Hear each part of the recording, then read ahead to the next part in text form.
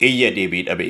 Biyya kana keessatti balaa konkolaataan kaan maatii isaa, kaan fira isaa, kaan ijoollee isaa dhabee hunduu madaa qaba. Ola deemaan maatii isaaf biyyaaf abdatamu xobbeen meeqa balaa konkolaataatiin lubbuu isaa dhabeera. Baaleedhaa hanga Salaalee, Walisoodhaa hanga Shaakkisoo, Dambidoolloodhaa hanga Walloo, Kaarrayyuudhaa haga Yaabelloo, Najjoodhaa haga Arjoo, Shaambuudhaa haga Baakkoo, Shawaadhaa haga Jimmaa, Arsiidhaa haga Baambasii, Harargeedhaa haga Dargee, Amboodhaa haga Baabboo qeen balaa konkolaataan hin bo'in hin jiru. Barataa yuunivarsiitii dhaqaa galatti lubbuu isaa dhabeera. Kaan eebbifamee dhamaatii maatii isaa deebisuuf osoo manatti galaa jiru allayyaa keessatti kufee hafe. Hayyuun meeqa biyya isaa guddisuuf dhaloota qaruuf osoo fiiguu bowwaa keessatti biyyoota yafeera. Barsiisonni yuunivarsiitii Madda Walaabuu, kan yuunivarsiitii Dambidolloo, kan yuunivarsiitii Wallaggaa isa kanaaf ragaa dhiyoo kanaati. Abbaa faatii daldalanii ijoollee isaanii jiraachifatan daandii caccabaa abbaa dhabe irratti balaa konkolaataan lubbuu isaanii dhabaniiru.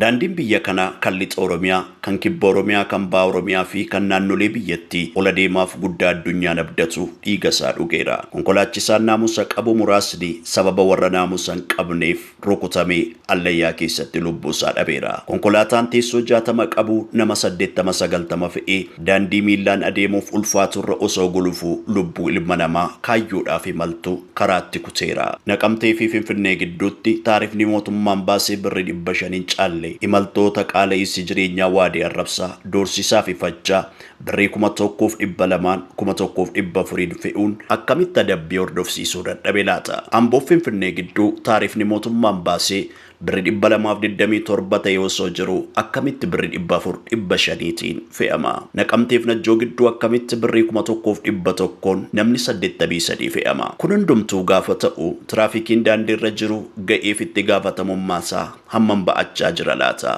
Daandiin Gindabarat ganna dhoqqeen bona awwaaraan manca'isuun maaliif dagatame?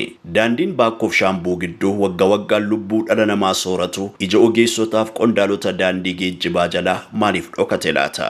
Daandiin Gimbiif Najjoo gidduu kan ganna konkolaataan dhiibamee hin baane kan bona awwaarrisaa biyya faalu sun maaliif hin hojjetamne laata? Bu'uuraalee misoomaa keessaa inni hangafaa daandii konkolaataa ta'uun wal naman gaafachiisu.